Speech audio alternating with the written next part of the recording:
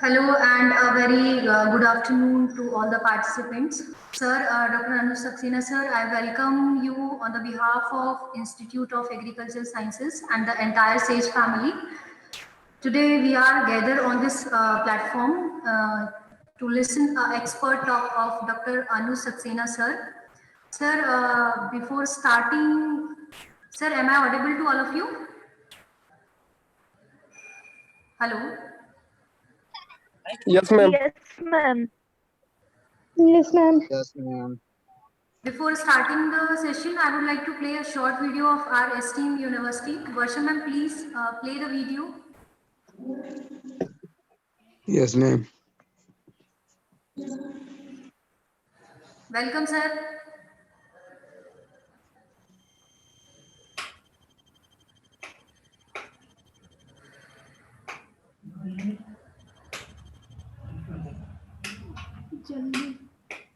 Camera on. Varsha ma'am, Yes, ma'am. play the video.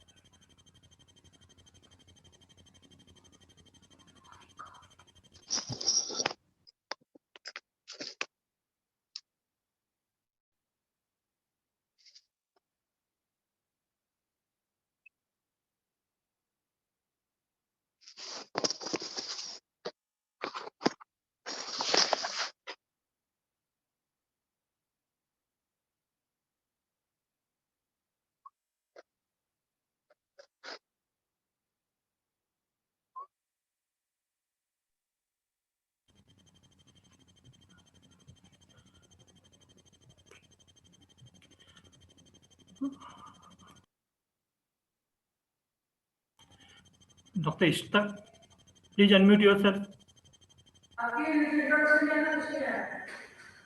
Sorry, sir, I was muted. Now I would like to introduce Dr. Anu Saxena, sir, with the audience. Sir is having a very great experience in teaching and academics. He is having more than 25 years of experience in teaching and academics. He is having more than 50 research papers in various reputed international and national journals.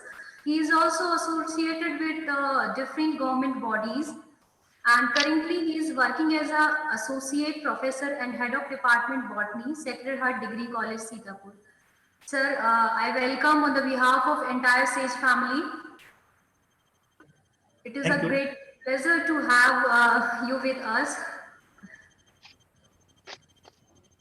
Sir, please start your session. Thank you. Thank you, sir. Thank you for your nice introduction.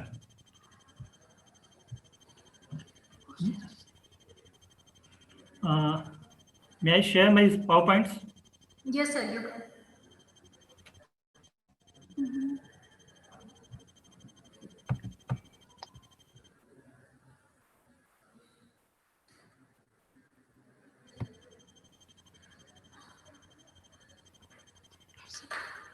Please enable the slideshow.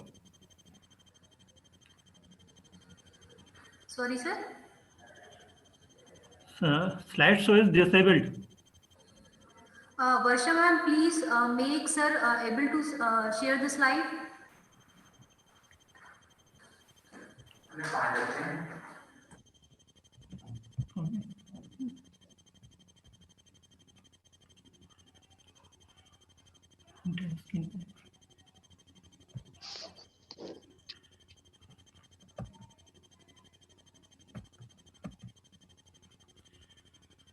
Very good afternoon to one and all present here in this meeting.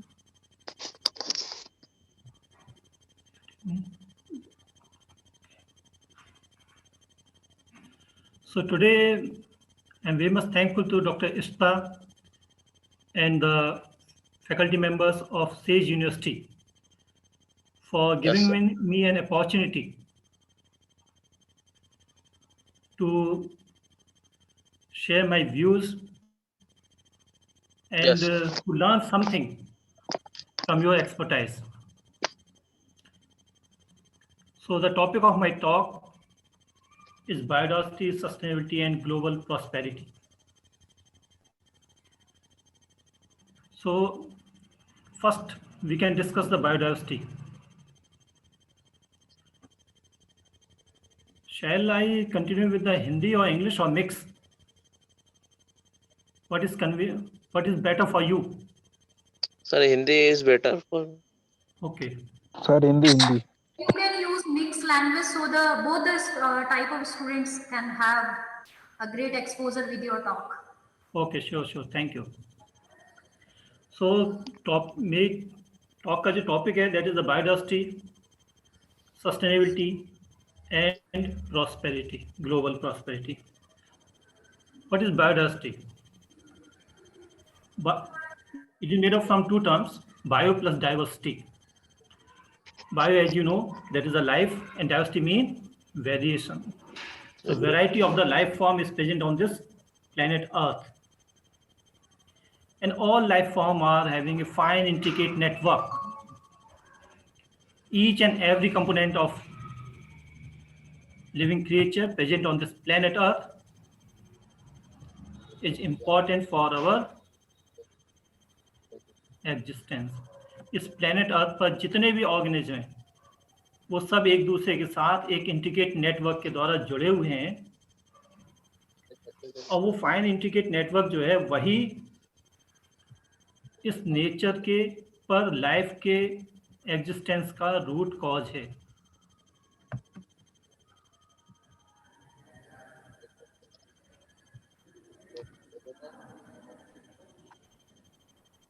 अगर हम literary terms में जाएं तो biodiversity एक central Tenet है, यानी आवाज नहीं आ कि रही।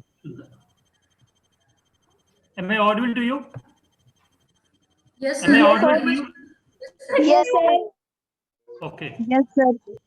Yes, sir. बायोडाइवर्सिटी जो है वो एक सिद्धांत है नेचर का। सारे लाइफ फॉर्म जो हैं वो नेचर के एक इवोल्यूशनरी प्रोसेस के द्वारा इवॉल्व हुए हैं। जितने प्लांट, एनिमल, माइक्रो ऑर्गेनिज्म हैं वो सब एक दूसरे के साथ एक फाइन नेटवर्क में कनेक्ट हैं। इन सारे लाइफ फॉर्म को हम मिला दें तो हम इसे बायोडाइवर्सिटी कहेंगे।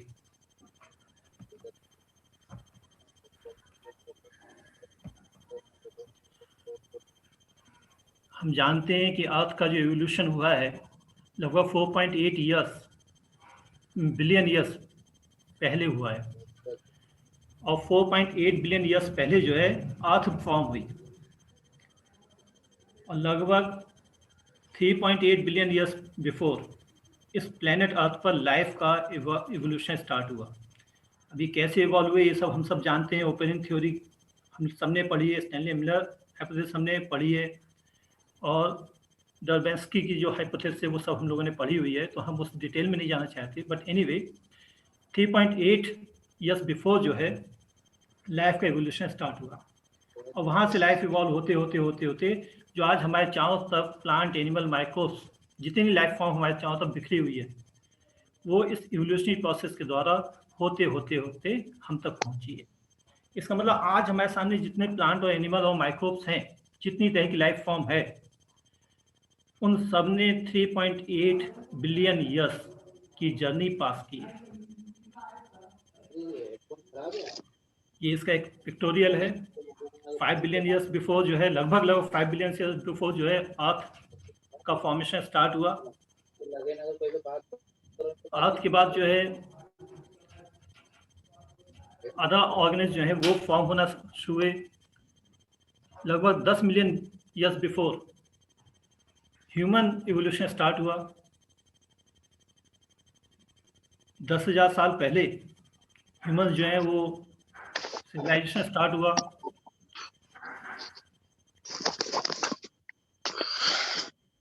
1,000 साल पहले सोशलाइजेशन स्टार्ट हुआ, और 100 साल पहले जो है इंडस्ट्रियलाइजेशन स्टार्ट हुआ।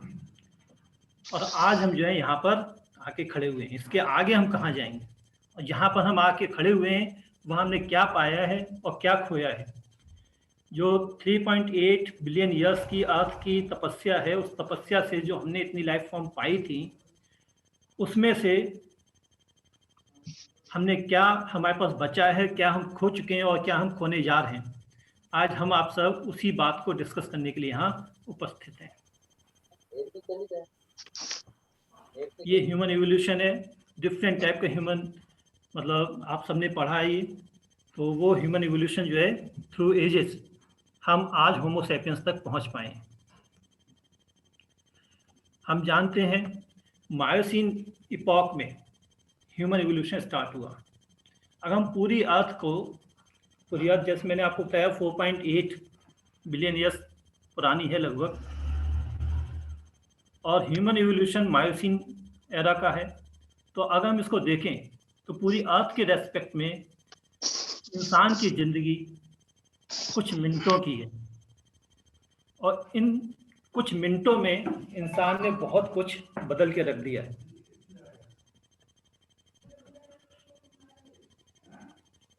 ये इवोल्यूशन है, इवोल्यूशन के पिक्टोरियल है, ह्यूमन इवोल्यूशन तक आया है। ये बायोडाइवर्सिटी है। टोटल बायोडाइवर्सिटी हम जानते हैं कि लगभग 1.74 मिलियन स्पीसीज जो हैं आज हमारे पास नोन हैं। इसमें से मोर देन 50% स्पीसीज,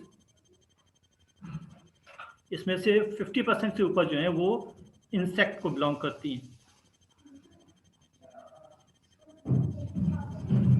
तो हमारे पास बहुत सारे प्लांट्स और लगभग 2,70,000 प्लांट्स स्पीसीज मौजूद हैं, लेकिन डोमिनेट जो कर रहे हैं वो इंसेक्ट के साथ डोमिनेट कर रहे हैं। ये एवोल्यूशन हिस्ट्री है। इतनी तरह के प्लांट्स, एनिमल्स हमने डिफरेंट जियोग्राफिकल एजेस के थ्रू इवॉल्व हुए हैं। यूपी स्टेट बायोडायवर्सिटी बोर्ड का पिक्टोरियल है।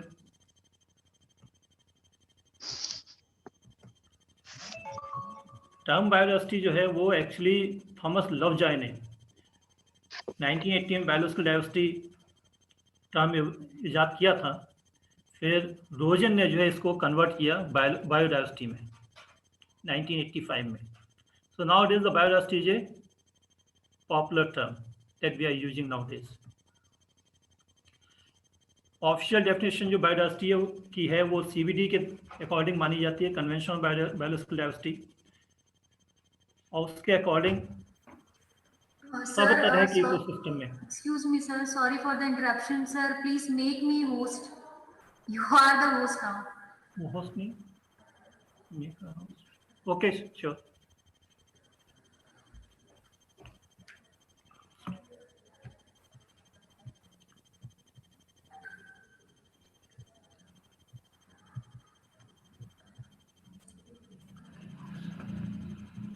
Yeah, we are doing it.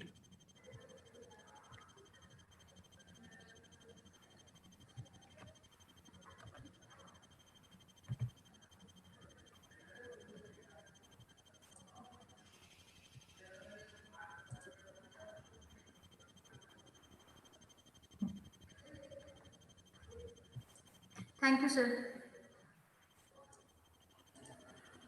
तो डिफरेंट टाइप के जो इकोसिस्टम है, उन इकोसिस्टम में जितनी तरह के प्लांट्स अवेलेबल हैं, कि जितनी तरह के एनिमल्स अवेलेबल हैं, जो माइक्रोब्स अवेलेबल हैं, उन सब लाइफ फॉर्म को मिला के हम बायोडायवर्सिटी कहते हैं।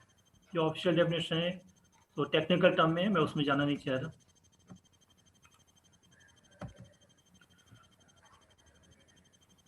ये बायोडायवर्सिटी का ऑर्गेनाइजेशन है।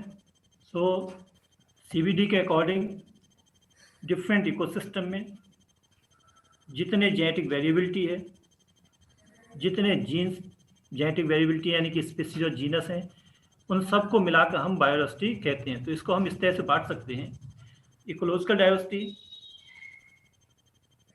Genetic diversity and species diversity. तो इकोसिस्टम डायवर्सिटी में या इकोलॉजिकल डायवर्सिटी में बहुत सारे biomes, ecosystem, habitat, biological regions, वो सारे आते हैं। ऑर्गेनाइजेशन में हमने जो सिस्टमेटिक पोजीशन में पढ़ा हुआ है, kingdom, phyla, class, order, family, वो सारे आते हैं। जेनेटिक में जीनोम, क्रोमोसोम, जीन्स और न्यूक्लियोटाइड्स आते हैं।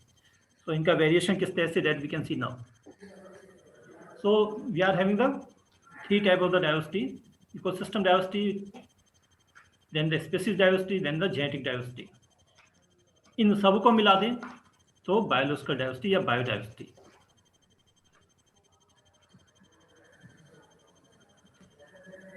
First the ecosystem diversity. तो इकोसिस्टम हम जानते हैं, एक्वाटिक इकोसिस्टम है हमारे पास, टेरेस्ट्रियल इकोसिस्टम है, हिल इकोसिस्टम है, मैराइन इकोसिस्टम है, और सब जगह के का जो लाइफ फॉर्म है वो वेरी कर रहा है। जो प्लांट्स, एनिमल्स, माइक्रोब्स हमें हिल्स पे मिलेंगे वो ओशियन में नहीं मिलेंगे। जो ओशियन में मिलेंगे वो टेरेस्ट्रियल हैबिटाट में नहीं मिलेंगे। जो टेरेस्ट्रियल हैबिटाट में मिलेंगे वो डिजर्ट में नहीं मिलेंगे। So we are having the variety of life form. You see variety of habitat are there, या हम कह सकते हैं डिफरेंट तरह के इकोसिस्टम है। और इन इकोसिस्टम के अंदर जो वेरिएशन है लाइफ फॉर्म का, that is known as ecosystem diversity. Then come to the species diversity. तो स्पीसीज जो हैं अलग अलग इकोसिस्टम में अलग अलग तरह की हो सकती हैं, जैसे सोलेनम ट्यूबरोसम और Solanum melongena. Solanum tuberosum mean आलू और सोलेनम मेलनजेना मीन बैगन। Belong to the same genus but they are different species. तो इन स्पीसीज के बीच में भी वेरिएशन है, एंड जो स्पीसीज के बीच का वेरिएशन है that is known as species diversity. You can see here.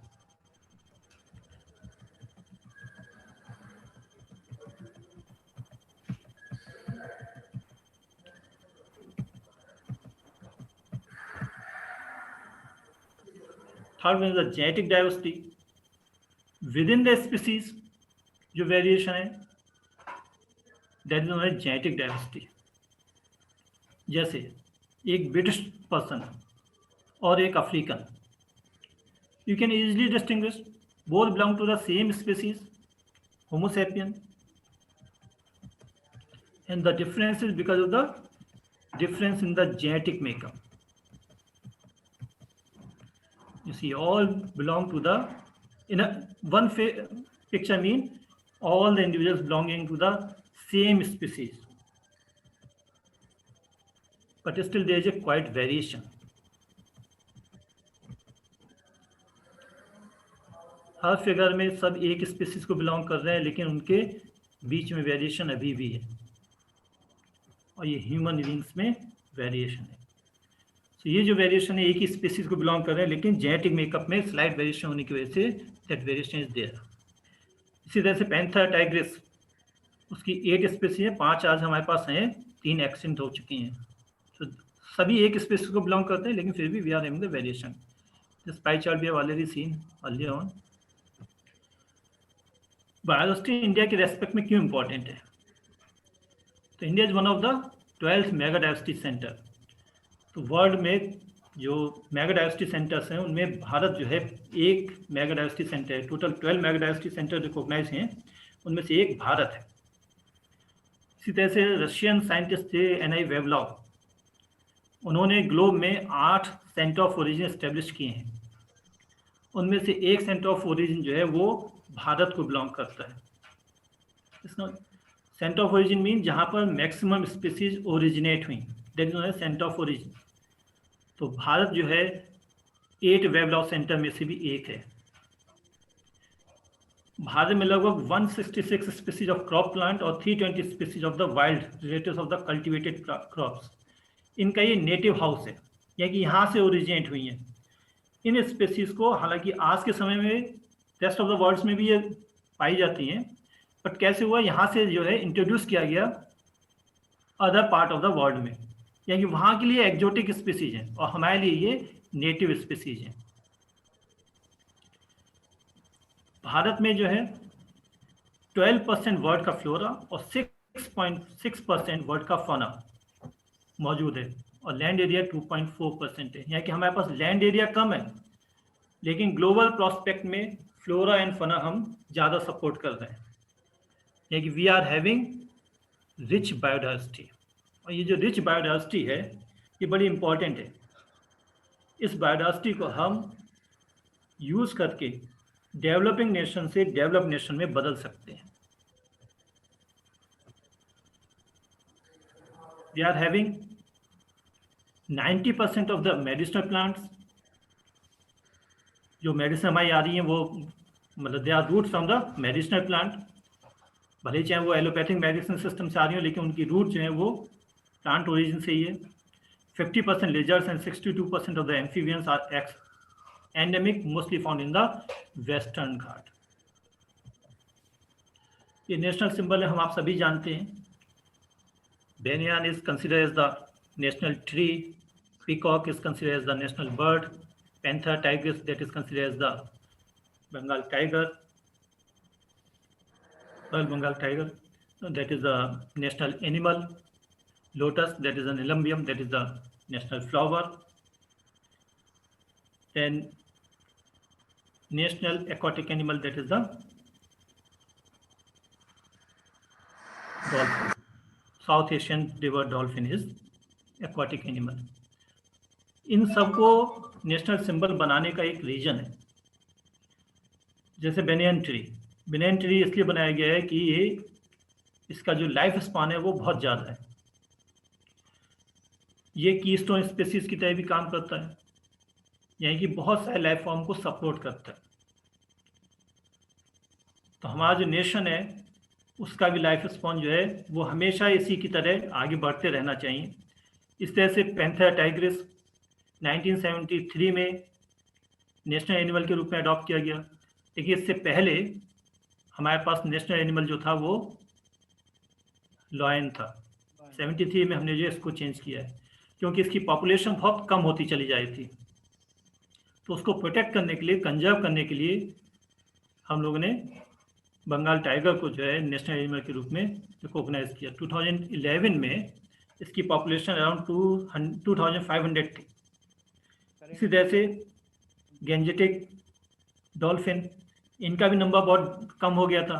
इस वजह से इसको जो है एक्वाटिक एनिमल के रूप में कंसीडर किया गया, नेशनल एक्वाटिक एनिमल के रूप में। ये यूपी के स्टेट सिंबल्स हैं, हालांकि आपके साथ बहुत कंसर्न नहीं है, आपके लिए मैंने एमपी के भी लगाए हुए हैं। ये एमपी के स्टेट सिंबल्स हैं। ये डिफरेंट स्टेट्स के जो बर्ड्स हैं। Why we should care for the biodiversity. Question ये अराइज होता है, हम बायोडाइवर्सिटी के लिए इतना चिंतित क्यों हो? क्योंकि बायोडाइवर्सिटी हमारे लिए रोटी, कपड़ा और मकान का सवाल है। हमें सारी चीज़ें, रोटी, कपड़ा और मकान जो हमारे लिविंग के लिए ज़रूरत हैं, वो सब प्लांट्स एंड एनिमल्स के थ्रू आती हैं, लिविंग सिस्टम के थ्रू आती हैं। बहुत सारी चीज़ें हमारी कंजप्टिव वैल्यू की हैं, कुछ नॉन कंजप्टिव वैल्यू की हैं। जैसे एक एग्जाम्पल मैंने नीचे लिखा हुआ है अर्थवर्म का। अर्थवर्म जो है अपने लाइफ स्पॉन में 36 मीट्रिक टन सॉइल को जो है टर्न करता है। ये हमसे बताता नहीं है, लेकिन अपने आप इसका हैबिट इस तरह का है कि ये अर्थ को पलटता रहता है। और इतनी मिट्टी अगर हम पलटना चाहें तो हमें 100 लीटर पेट्रोल की ज़रूरत पड़ेगी अगर हम ट्रैक्टर से पलटें। तो ये फ्री ऑफ कॉस्ट हमारा काम हो रहा है। हमें करना क्या है, सिर्फ नेचर के जो नेटवर्क जो हमें दिया हुआ है, जो लाइफ फॉर्म हमें दी हुई है, उसे बचा के रखनी है। बहुत सारी वैल्यूज हैं जिनकी वजह से हमें जो है बायोडाइवर्सिटी हमारे लिए इम्पॉर्टेंट है, लेकिन हमारे पूरा लाइफ जो है वो प्लांट्स, एनिमल्स एंड माइक्रोब्स पर टिकी हुई है। इसमें कुछ अच्छे प्लांट्स, एनिमल, माइक्रोब भी हैं और कुछ ऐसे भी हैं जिनसे हमें लॉस हो रहा है। कुछ पैथोजेनिक फॉर्म हो सकती हैं, कुछ टॉक्सिक फॉर्म हो सकती हैं। तो कुछ हमारे फ्रेंड हैं, कुछ हमारे एनिमी हैं। जो वाइल्ड लाइफ हैं, they are also very important. Wild relative जो है क्रॉप प्लांट्स की, they are also very important for us. जैसे कॉक्सीनिया कॉर्डिफोलिया। कॉक्सीनिया जो है ये परवल का एक वाइल्ड रिलेटिव है। और वाइल्ड प्लांट जितने हैं वो हमारे लिए बड़े इंपॉर्टेंट हैं। क्यों इंपॉर्टेंट हैं? क्योंकि जितना वाइल्ड प्लांट है हमारा, उसको हम ना तो कभी हम फर्टिलाइजर लगाते हैं, ना कभी फंजीसाइड लगाते हैं, ना कभी वीडीसाइड लगाते हैं, लेकिन वो बढ़िया से थ्राइव करता है। उस जंगल में वो अपने सर्वाइव करता है बिना किसी केयर के। इसका मतलब क्या हुआ? They are having some gene pool that is offering the resistance for against the fungi or the pathogen, against the abiotic stress and against the other biotic stress. और वो जीन पूल हमारा जो है, उस जीन पूल को हम अपनी native या कल्टिवेटेड क्रॉप में इंट्रोड्यूस करा के जेनेटिक मैनिपुलेशन के द्वारा अच्छी क्रॉप वेराइटीज बना सकते हैं। तो उसके लिए हमें वो जीन पूल चाहिए। भले हम आज उसका इस्तेमाल नहीं कर रहे हैं, लेकिन कल वाले समय में जैसे जैसे क्लाइमेट चेंज होती रहेगी, हो सकता है जो हमारी क्रॉप प्लांट हैं, जो कल्टिवेटेड प्लांट्स हैं, वो उतना बढ़िया परफॉर्म ना कर पाएँ, तो हमें वाइल्ड रिलेटिव्स की ज़रूरत पड़ेगी वहाँ से, एटलीस्ट या तो ब्रीडिंग एक्सपेरिमेंट के लिए या फिर जेनेटिक मैनिपुलेशन के लिए। लेकिन हमारे पास वो जीन होना तो चाहिए। जैसे we make the golden rice, BT cotton, BT brinjal, BT brassica, ये सब जेनेटिक मैनिपुलेशन के थ्रू बनाए हैं। जिसमें जैसे गोल्डन राइस की बात करें तो डैफोडिल से हम जीन लाए थे, लेकिन वो प्लांट एनिमल हमारे पास होने तो चाहिए। अलेक्जेंडर फ्लेमिंग ने पेनिसिलिन ईजाद की थी अराउंड 1930s 40s में। और वो पेनिसिलिन जो एंटीबायोटिक है, वंडर एंटीबायोटिक है, वो ईजाद किया था पेनिसिलियम नोटेटम से। सपोज करिए अगर पेनिसिलिन ईजाद होने से पहले पेनिसिलियम नोटेटम फंगस एक्सटिंक्ट हो जाता, तो आज भी हमें एंटीबायोटिक नहीं मिलता। इसी तरह से मलेरिया की ड्रग किनोन सिंकोना से ड्राइव की गई। हमारे लिए सिंकोना का प्लांट इस ड्रग के डिस्कवर होने से पहले ही एक्सटिंक्ट हो जाता, तो आज भी हमें वो नहीं मिलता। ऐसी बहुत सारे प्लांट और एनिमल्स हैं जिनकी हो सकता है आज हमें इम्पोर्टेंस पता ना हो, लेकिन all are having some hidden importance. Nature never creates waste, तो वो हमारे कल के काम में आ सकते हैं। अभी तक हम समझते थे जो डेवलप्ड और डेवलपिंग नेशन की जो कॉन्सेप्ट रही है कि जिसके पास मोर मस्कुलर पावर है वो डेवलप नेशन है।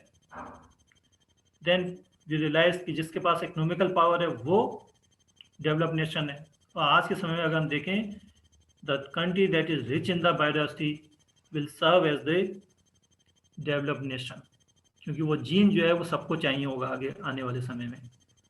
और हमारे साथ प्लस पॉइंट ये है कि हमारे पास बहुत रिच बायोडाइवर्सिटी है, हमें सिर्फ उसको बचा के रखना है। तो जो बायोडाइवर्सिटी है उनको हम केमिकल प्रोस्पेक्टिंग के द्वारा, जेनेटिक प्रोस्पेक्टिंग के द्वारा हम डिफरेंट फॉर्म में इस्तेमाल कर सकते हैं। एक एग्जांपल मैं आपको कोट कर रहा हूँ। जैसे एक प्लांट है कॉस्टस पिक्टस, ये इंसुलिन प्लांट के रूप में इसका निकनेम है। यह कि ये ब्लड में हाइपोग्लाइसेमिक एक्टिविटी के लिए जाना जाता है। यह कि मेडिसिनल प्लांट है। ऐसी बहुत सारे प्लांट हमारे पास ऐसे हैं जिनका हम मेडिसिनल फूड के रूप में, फॉडर के रूप में या किसी और फॉर्म में इस्तेमाल करते हैं। इसलिए बायोडाइवर्सिटी हमारे लिए बहुत ही इम्पोर्टेंट है। 3 एस्पेक्ट हमें बायोडाइवर्सिटी के लिए हैं। एक तो बायोडाइवर्सिटी को हमें कंजर्व करना है। अब अगर हम बायोडाइवर्सिटी को कंजर्व कर लेंगे तो इतनी सारी इंपॉर्टेंस हमें मिलेगी कैसे? ये सारे जो एस्पेक्ट हैं वो हमारे फुलफिल कैसे होंगे? हमें रोटी कपड़ा और मकान कैसे मिलेगा? So for that we have to use the sustainable रूप से हमें बायोडाइवर्सिटी का इस्तेमाल करना है। और जो प्रॉफिट हमें इससे मिल रहा है वो जिन लोगों ने उसे कंजर्व किया है,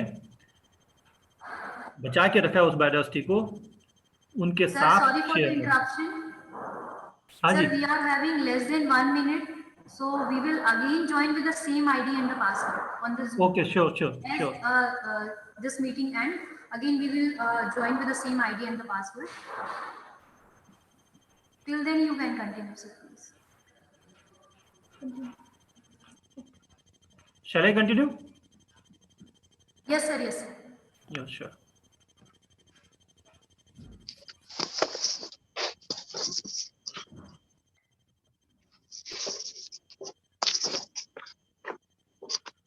तो हम लोग कुछ ऐसा कर रहे हैं जिससे बायोडाइवर्सिटी का लॉस होता चला जा रहा है। तो हम क्या कर रहे हैं और उस लॉस होने से क्या हो रहा है? हम ऐसा लग रहा है जैसे हम उस पेड़ की टहनी को काट रहे हैं जिस पर हम बैठे हुए हैं। तो एक तरफ तो हम ये सोच रहे हैं कि हम डेवलपिंग से डेवलप नेशन में बदल जाएंगे, और दूसरी तरफ दिक्कत ये है कि हम उसी टहनी को काटते जा रहे हैं। इस समय जो ग्लोबल एक्सटिंक्शन रेट है वो 10 मिलियन साल पहले से लगभग 100 गुना ज़्यादा है। यानी कि हम बहुत तेज़ी से स्पीसीज को एक्सटिंक्ट करते चले जा रहे हैं। तो हमने कुछ ऐसा करना शुरू किया है जिससे स्पीसीज जो है समाप्त होना बहुत तेज़ी से शुरू हो गई है।